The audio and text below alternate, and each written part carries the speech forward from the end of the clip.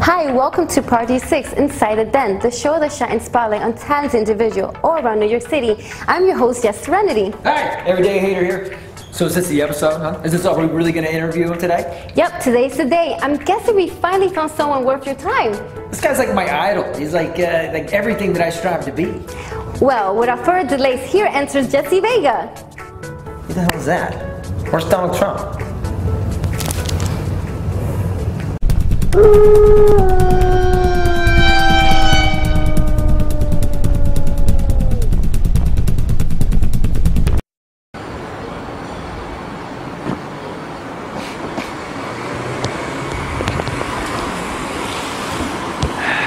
New York, Zoo York. Well guys, here I am. My name is Mo. We are here for another episode of Inside the Den. Now I'm here to try and interview Jessie Vega. Now Jessie Vega is a singer, a dancer, he's an actor, he's everything. So before we can even begin, let's do our daily dose of email. All right. Okay, I'm not gonna read this, guys. I don't want to read this. This is not even a real email here. Everyday hater, really? Everyday hater.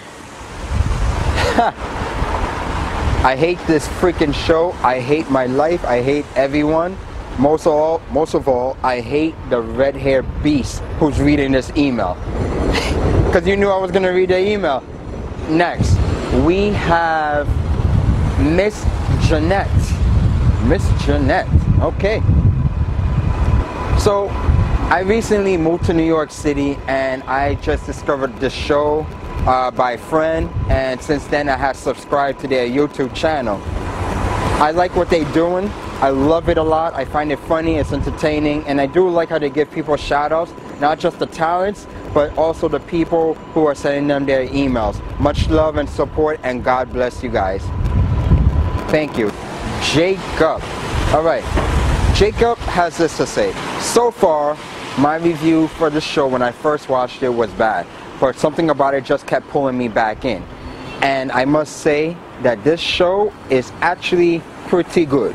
The only thing I don't really like is the everyday hater, and he reminds me of that punk ass. Everyday hater reminds us of everyone. To tell you the truth, everyday hater is a punk ass too. But either way, I salute you. I salute. Then I am finally here sitting with Jessie Vega. Yeah. Now I have to say, as always, he is on a path of success. I gotta say, I'm here. Jessie, how you doing? Thank you so man? much. Thank you. I'm excited. I'm really honored to be on your show, Inside the Den. I'm honored to have you here. Thank you. Thank you. Episode 1 of season 2, Jessie. See you again. Oh, this is my beautiful dog. He's so cute. I feel like doing like one of those Lion Kings where they like, ha, Sanya. Yeah, that. Always wanted to do that. And he's looking at me like, put me down. Yeah, that's my dog. His name is Poppy, for all you guys to know. The other one's over there. We won't introduce her. She's actually sleeping right now. Right. But thank you for having me. Of course, of course. Inside the Den. So Jessie, how long have you been an entertainer? Wow, that's a good question. I actually been entertaining for about, it's been about like 11, 12 years now. So it's been a long time coming, so I've been doing it for such a long time. But alright, so you've been doing this for a long time, but what are your inspirations for actually getting to this field? Well, my inspirations for being into entertainment, it all started when I was a little kid, in my adolescent years, growing up in the projects on Brooklyn Boulevard, well actually Alexander Avenue, on the projects. Shout out. So, you know, that's where I grew up in. And at that time, I always loved to entertain, I loved to dance, I loved to recite lines from different movies. So I always knew at that age, I think it started when I was like probably 3 years old, that I always wanted to do acting and performing and talk show host. So, I mean, Nervous? No, actually, when I was at that age, I always wanted to do that. Like, actually, it all started when I started watching Oprah Winfrey, and that's how it all started. It started with Oprah. That's interesting. Yeah. I didn't expect that answer. I know, a Puerto Rican kid growing up in the Bronx watching a talk show at that age is not really common, so... But that's how it started, and then it transitioned. Okay. Well, speaking of how things started as well, many people probably know this already, but tell the new fans who want to know more about you, how did Jessie Vega 411 actually started? Well, Jessie Vega 411 actually started one day I was watching television, and I noticed that I used to talk about a lot of like mainstream media and the gossip and talking about all these artists. Juicy gossip. Yeah, all of that stuff. So I was like, you know, I started writing it on Facebook, and then it became a habit where I kept tagging people, and people was like, just stop tagging me in this nonsense. Like, you keep tagging me in all this stuff that I really don't care about. Like, why don't you make a separate page for like that? All that. Yeah, so I was like, well, I don't care. I think everybody should know what was going on. But then I was like, you know what? Maybe I should like turn it, instead of me talking about it on Facebook, maybe I started to like doing a lot of talking. So I said, maybe I should do like my own little talk show, since I started off doing that. And I was like, you know, maybe I should do my own talk show, but I was like, is it possible? How am I gonna do it? So then I was like, you know what, I'm gonna just do it guerrilla style, old school way. I don't really have the funds. One day, yeah. So one day I just like had a camera, set it up, and then with no light, like my first ever like video is like, you could check it out, it's on YouTube, where you could see like the glare in my eyes, and it's just so bad. And I was like, oh. But I started talking about... Because you were wearing the shades? No, it was because I didn't have no lighting, and I used the iPhone. So I was like, oh, I need light. So I put the iPhone light. Start somewhere. So then then my first topic was top 5 picks. Talking about the top 5 picks in music, movies, TV, and all that stuff. And to this day, I still use that in one of my segments in Vega 411. So that was the first time. And then it just like, I was like, oh, people started to really like doing little videos, and then it kept on for a while until I worked with one of my friends named Paul Williams, and he was a producer at M&M Studios. That's Manhattan Neighborhood Network. And he said, let's do it. Yeah, shout out. So then I said, let's do a show. And we went into the M&M Network, and we started to move from doing it in my house, and we went into a studio, and now M&M has like Vega 411 now. There we have it. I guess now we know how it started. All right, so other than being an actor and a producer, you recently put out your first debut album titled Microphone. Yay! Now, would you say that would be your best project thus far that you ever put out? Yeah, it is my best project I have been putting out for such a long time. A lot of people didn't really think it was possible for me to do music, because they was like, okay, Jessie Vega, you know, he loves to talk, he loves to act, so music, So I was like, you know what, since people don't see that, I'm gonna do it anyway, because I want to do it. And my father was very big in music, and he loved, like, I came from a musical family on my father's side, but they used to do a lot of instruments, you know, my father used to play the congas, and I guess I didn't really have that ear for playing instruments, but I mostly wanted to be the center and dance and sing. So nobody from your father's side ever had the vocal talents? Yeah, they didn't have... Mostly the instruments. Right, they didn't have any type of like going in front and like performing. I mean, my father used to dance. He used to dance salsa. He was really good in that. So I guess I got that from him, the dancing side.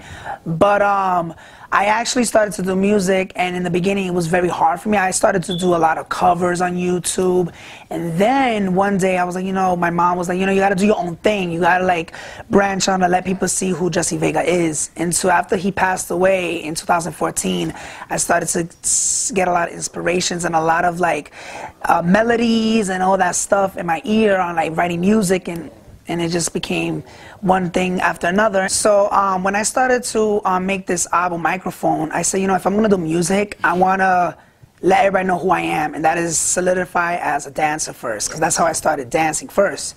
And then I said, okay, I wanna do dance music, I wanna like let everybody... First it was dancing, then it was acting? Or? No, actually it started, well, everything started off with acting first. Okay. And then I got trained as an actor, and I started acting at 15. And then I started getting training when I was like 16, 17. Done a lot of theater plays for a while. And then and acting and dancing came hand in hand because I started to do a lot of talent shows. And I've won like first place and like maybe 2 or 3 talent shows. I ask you about those talent shows, but we'll get to them soon. Yeah. I started, it all came hand in hand. And then after dancing, music came way later. Like doing music, because I didn't really, I mean, growing up, you didn't have the funds, I didn't have money, I didn't know anything about producers and studio time. And after that, I started to make my own album for 1 year. And now it's available and it's a 7-track EP of just dance music. And that's what I love to do, high energy. You guys better get that now. Yes. Microphone. It's available on iTunes and all music outlets right now. So you could get a hold on that. Beautiful. He has great talent. He got some dance moves. You call stealing Jello's dance moves talent? I call it stolen copyright. He's a producer, entertainer, singer, and a choreographer. And you're what, a hater? Man, I can dance better than that guy, you know it. Remember?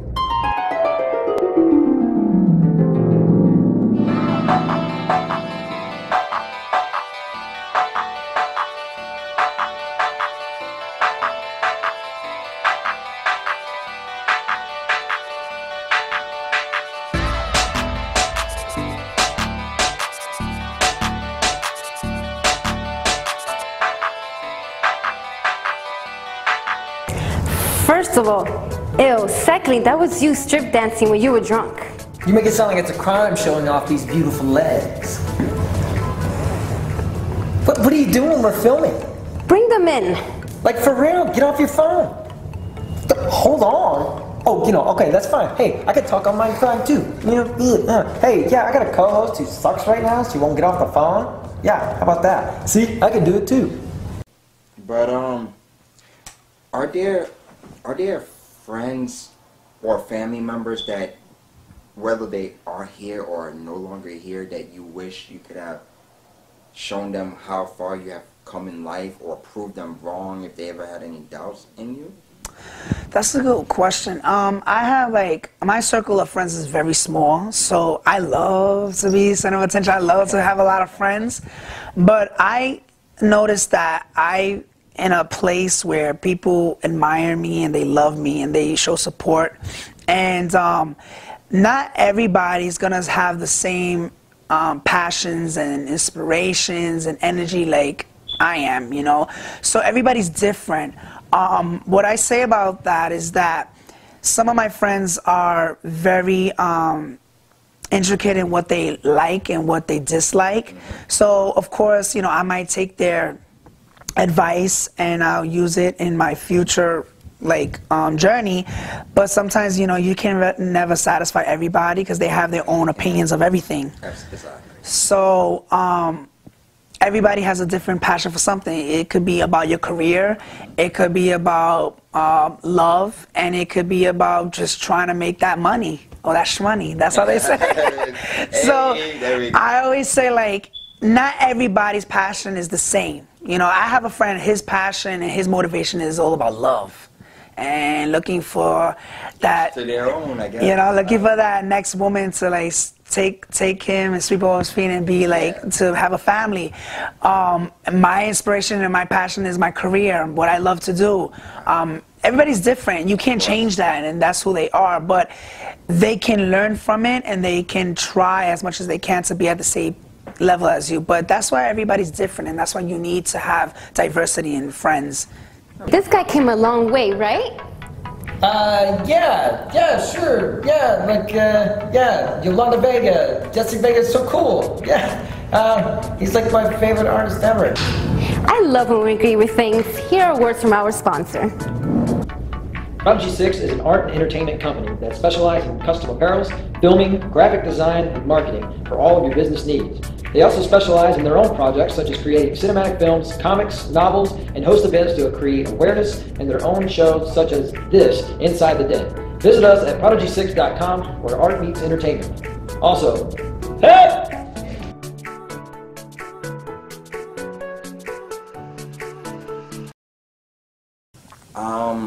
Now, your fans, many of your fans probably know this already, and most of them probably don't know this.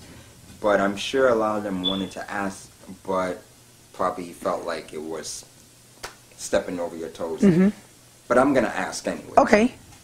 Now, I've seen many times where you are dancing on stage, and you know, you wear certain outfits, you know, that are revealing, you know, clothing, revealing skin. I've noticed that you have revealed your stomach area. What happened there? Was it an accident that happened to you, or? Actually, I had a bunch of bullet holes, and I was just running away from somebody, and they was shooting me from left and right. It's like bam, bam. And they just happened. I had all them bullet holes. So no, actually, the scar is actually has a history towards it. Yes. And I'm really proud of what had happened in my life due to it, and that's what makes me who I am. I actually was a medical kid since I was in my adolescent years, even when I was like probably like 2 years old, and even before that.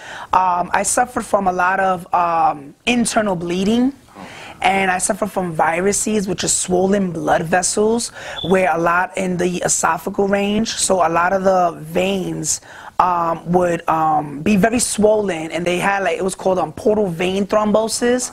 I'm not really so fully equipped with the doctor's terms, yes. But I know anybody who was in that field will probably understand what I was suffering. But it was called portal vein thrombosis, and mostly it was in the esophageal range, where a lot of the veins would be, they would get swollen, they would burst because I tend to clot. So I had a lot of like blood, bleeding inside, and there was a lot of veins that were very swollen, and with that I had also suffered from anemia due to losing a lot of blood and had a lot of low platelets. And as time progressed, I also developed an enlarged spleen. But the scar was done in Lincoln Hospital. And at the time, I was a guinea pig, so it was a very rare case. So they had no. I don't want to use the term guinea pig. Well, that's what it felt like, and my mom had to go through a lot. Like, I wasn't really supposed to live at this point, but knock on wood, I'm still here. Yes. And I went through, oh my God, like probably as of now, like 20 endoscopies. Wow. And if anybody doesn't know what endoscopy is, basically a camera that they put down, a tube down your throat, and then they check it's like a camera, you know. Thank God I didn't do colon endoscopy, but you know. But I did endoscopy, and they would inject the vein to go down. So I also had ascites, because when Lincoln Hospital, when they opened me up, they didn't know what to do, how to deal with it. So they would rather just open you up instead of just finding out what the. It was like an investigative discovery for them. Oh, like that's how This isn't Nat Geo. Yeah. Come on, I mean. So they treated me as a very rare case, because at that time, we're talking about 1990. Yeah. You know, they didn't know nothing about all that different rare cases. So I went through a lot, and I had like a lot of like tubing when I got my mom transferred me to Lincoln to Mount Sinai, and they cleaned me up. I had a big stomach. I also suffered from hernias. So, but as time progressed, I had that enlarged spleen, and I had to be very careful on not getting into contact sports. So even though I couldn't really hang with the boys and do a lot of like sports and being rough, it kind of transitioned me doing dancing and acting, so I still kept a smile on my face. Well, here's the thing that I wanted to know as well. I'm looking at the dance moves that you do. It's almost the same as contact sport in a way, because, I mean, it's a lot of movement. I mean, that's what I'm trying to say. It's a lot of movement, and the movement that you do, you don't feel the pain or anything, or? No, actually, ever since, I never really had any situations with my abdomen in terms of like doing a certain move or getting very like stressed out. It really that didn't really happen to me. I was very active. It was mostly like trying to, like, if anybody gave me a low blow on that side, you know, I wouldn't know what would happen. The spleen would burst, because I had like a 9-centimeter spleen. But now, I mean, since 2006, I was like 16 years old. I had surgery, like my second surgery, and they did a shunt for another way for the veins to flow the blood line from the heart to the brain. And the spleen did go down. So it's still big, but it's not as big as it was. Yeah. Where it was life and death. Yeah. Wow. And there was a point where they were going to take out the spleen, but you know, everybody needs their spleen. It produces your white blood cells, but if I didn't have my spleen, I would have been taking injections for, like, you know, like if I was going to get a cold or a fever, you know, your spleen is your organ. So tell everybody, how do you feel now? I mean, I feel great. I mean, I still kicking. I still see my doctors. They check on my blood levels. I'm still doing my thing, and it doesn't really affect me as much. I feel like anybody who has a story medically, I'm drawn to that. Because some people are like... You could feel what they are going through. Yeah, and when they start feeling depressed about their story, and they look at me like, how can you still, like, be happy and joking and living? Always happy. Like, and I'm like, you know, we all have our stories. I just feel like you gotta still, it's a war zone for me, but I'm still smiling.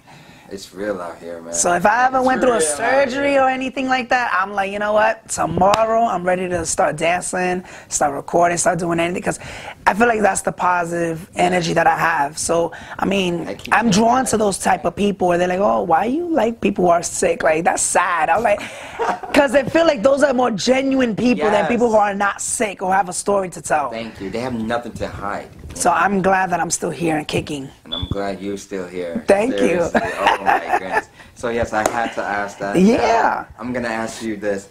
How often do you see Jennifer Lopez? It seems like I've seen photos of you always rubbing shoulders next to her, you there hugging or this and that. Like, you're a big fan of Jennifer Lopez. I am a big fan. I still love Jennifer Lopez. It's been possibly like around 10 years. As of now, I still follow her. I still, like, admire her.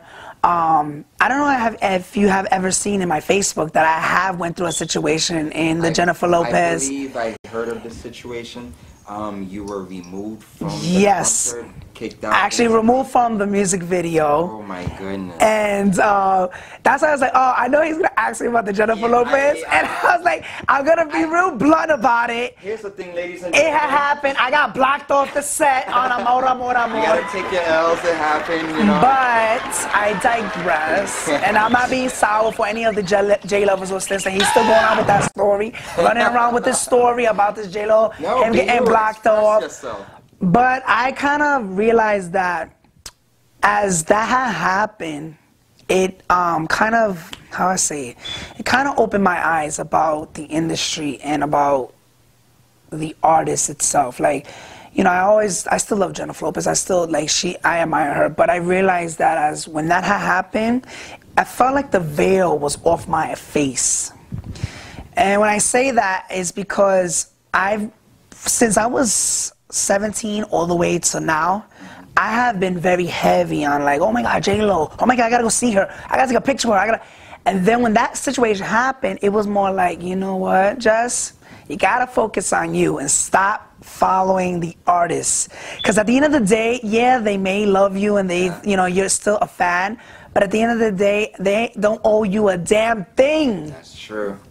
That doesn't mean that I don't really care about Jennifer Lopez, but I still love her. But at the end of the day, for anybody who are admiring any of their fellow idols, I guess those things had to happen for me to have a wake-up call where, like, you know, maybe there was a lot of other reasons why I had to, like, get removed off the set because, you know, I'm in the same field as her. Maybe they didn't want to have any type of drama, some type of competition. No. Or any way of me harming her because I have a history of always following her in other situations and other places. So, but she still follows me. She still follows me on Twitter. And I mean, I know, like, her peoples and her family members, they know who I am and what I'm about. But it's all about a safety issue. No. And you're always a positive person. So, yeah, so I mean, you're gonna do well. I wasn't gonna pull a Selena, so that was not gonna happen. No. It was not that. But you know, they never know. You know, they trying to protect the artist. So, but I still love Jennifer Lopez, and I'm still a fan of her, and I still follow her, and that's how it all started for me. So, that's all I can say. What you just say?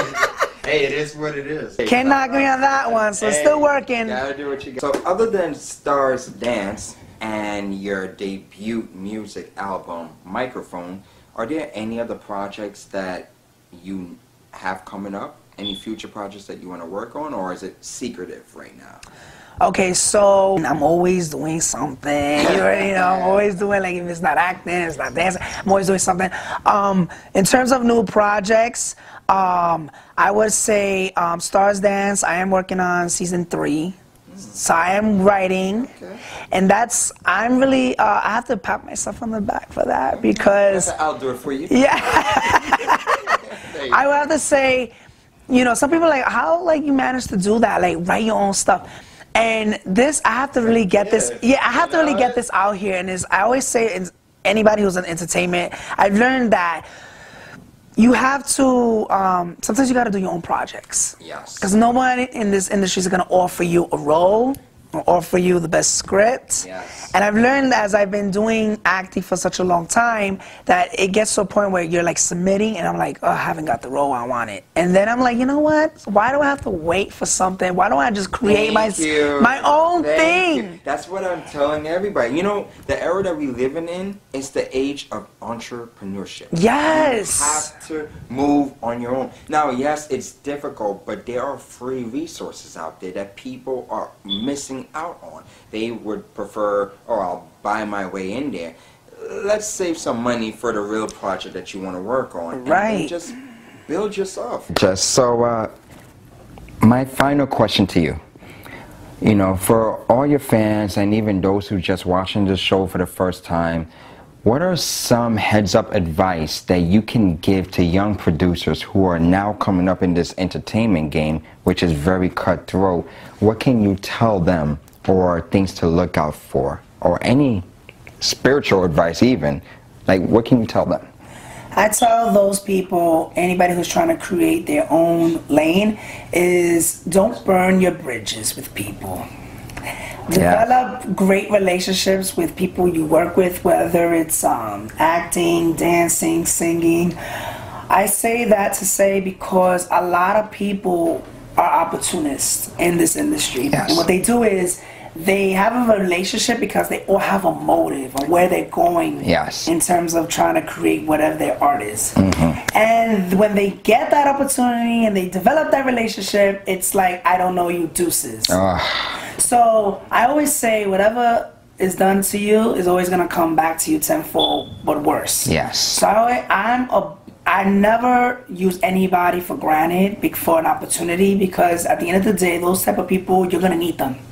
Because it could be anything in life. So I say, have a relationship with those people, build a bond, a friendship, because sooner or later when you need those type of people, they'll be there for you. And I have been very blessed that I have like a team of people that I've worked with, where I've had my friend Paul Williams, where I've worked on a film, and now he does Vega 4-1 for me. And then he also helped me with Stars Dance, and then I have my other best friend Alberto. And then you have the dancers.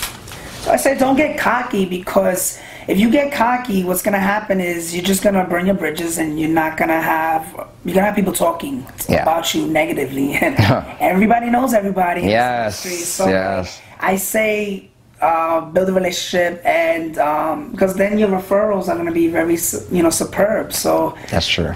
That's all I can say for all the new coming people. And don't be afraid to create your own brand.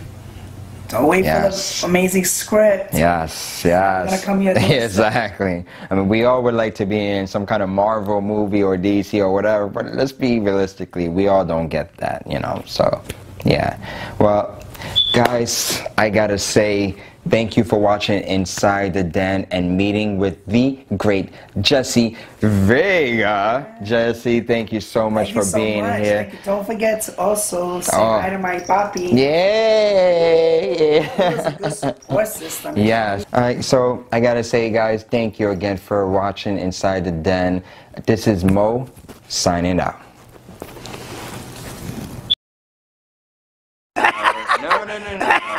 No.